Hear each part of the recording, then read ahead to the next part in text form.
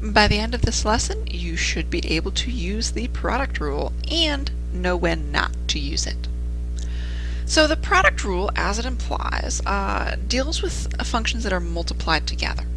So let's say we have some function f of x, and it's multiplied by some function g of x. And we want to take the derivative of it. I'm putting this whole thing in brackets so that I know I'm taking the derivative of the whole thing. Otherwise, I would really just be taking the derivative of f of x, and g of x would be along for the ride. The product rule says that when we're taking the derivative of a product, that's going to equal the derivative of the first times the second plus the first times the derivative of the second. It's a lot easier to remember if we write it without the x's. So the derivative is f prime g plus fg prime.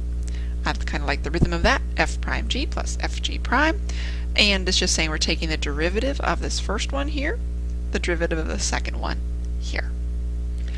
Do notice that the book uses this in a different order.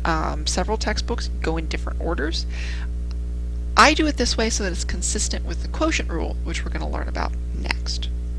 Before we go anywhere though, let's feel nice and silly in front of our computers and or family and or significant others and chant in unison f prime g plus fg prime. All together, f prime g plus fg prime. If I can look silly and the dragon will join in, f prime g plus fg prime.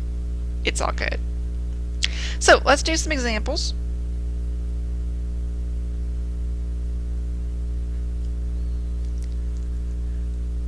Let's find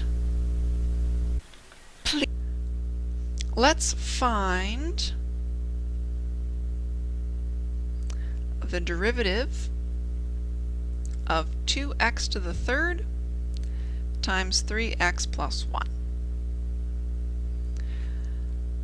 So this is our f. This is our g. And when we're working with our rules, what we're going to do is we're going to start off by taking the derivative of this. So take the derivative of 2x cubed, and we're going to multiply that by this g. So not the derivative, just the normal one. And then to that we're going to add just the normal f, and then times the derivative of g. So this is where we get the f prime g plus f g prime. That's all that it means. Derivative of this first one times the second plus the first one times the derivative of the second. Then we're just going to go through and obey these little commands. This says take the derivative of 2x to the third. I know that's 2. Bring down the 3, subtract 1 from the exponent. And then this just stays the same. This just stays the same. And then when I take the derivative of this, the derivative of 3x is just 3, and the derivative of 1 is 0. So 3 plus 0 is just 3. Now at this point, all I get to do is simplify. 6x squared, 3x plus 1, plus 6x cubed. And I can simplify further by distributing here. Distribute 18x to the third plus 6x squared plus 6x cubed gives me 24x cubed plus 6x squared. And there we go. That's all we're really learning today. Let's do another example.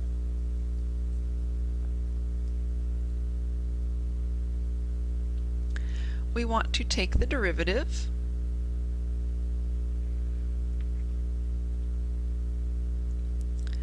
of 3x minus 2x squared times 5 plus 4x. And I'm going to notice this first piece multiplied together, that's our f. This second piece, that's our g. And so I'm going to use that little rule, f prime g plus f g prime. I'm going to write that out. So I'm going to take the derivative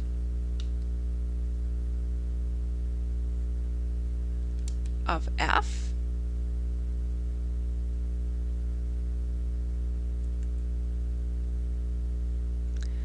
and I'm going to multiply that by g,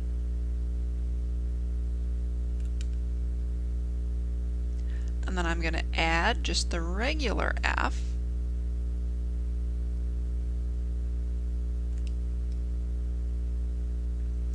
and then take the derivative of g.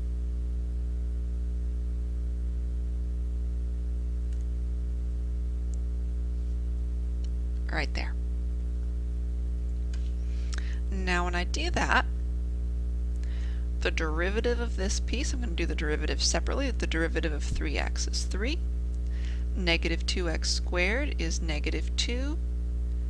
Bring down the 2, subtract 1 from the exponent. This just stays the same.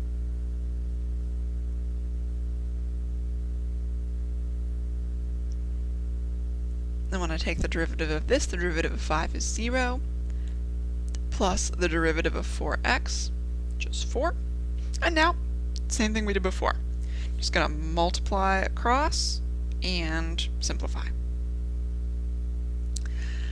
So in order to do this, let's see, this is 3 minus 4x. Just over on the side, I'm going to do my generic rectangle.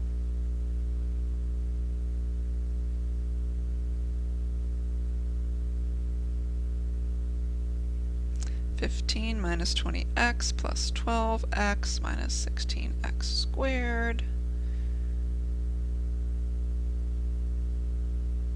15 minus 8x minus 16x squared, plus, I'm going to distribute this 4, 12x minus 8x squared. Combine like terms. Negative 24x squared plus 4x plus 15. There we go. This can also be done with problems like the following. Take the derivative of 5x cubed times the sine of x. Same thing that we saw. F there, g there. We're going to use our f prime g plus fg prime. So first we're going to take the derivative of 5x cubed, leave g the same, add f, and then the derivative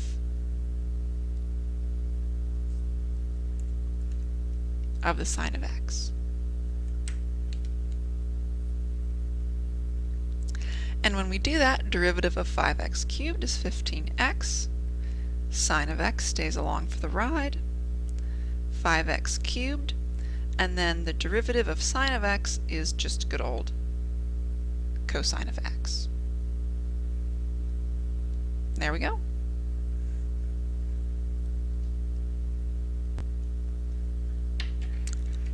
Likewise,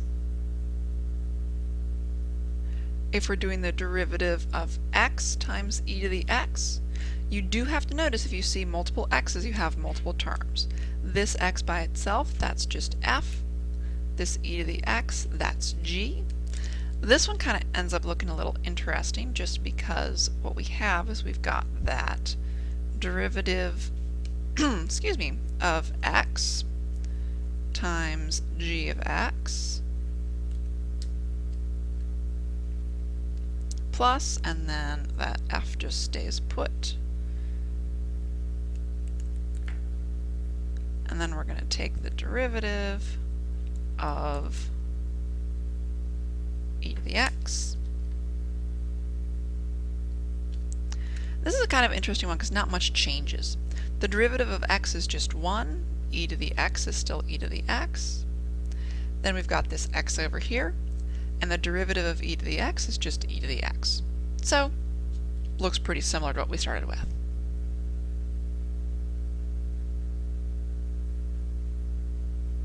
So far in this video, we've focused on the product rule and how to take that. There's one other piece that we should be looking at, though, and that is that oftentimes when we use the product rule, we end up with something that can be simplified, generally by factoring out.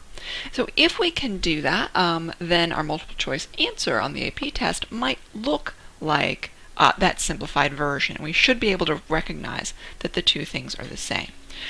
So let's take another look at these examples, and let's just do a little bit of practice with simplifying.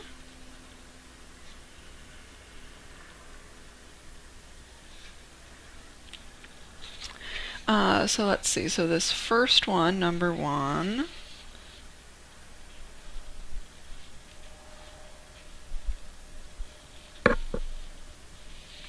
that one's pretty straightforward to simplify. We simply look for the greatest common term. Both numbers are divisible by 6x squared. Therefore, we have 4x plus 1. Remember, we have to have this 1 here because when we distribute, if we didn't have it, then we wouldn't get this plus 6x squared term over here. The second one here, it's possible this could be factored using the generic rectangle. However, factoring is not something we typically see happening for simplification, so let's not worry about that. Factoring out, however, that is pretty common, so we should simplify this one.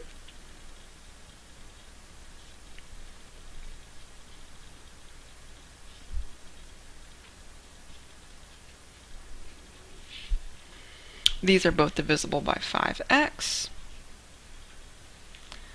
leaving us with 3 sine x here, plus x squared cosine x. And then the last one, number 4, that one shows up really commonly as something that you should factor because e to the x plus x times e to the x, because very, very, very frequently when we get into taking the derivative multiple times, this is something where we're going to need to factor out and then take the derivative again because it's so nice that these e to the x's show up in both terms. So e to the x can be factored out. Again, this is e to the x times 1, so there's a 1 left behind, plus x, right like that. So these would be equivalents of the answers that we had.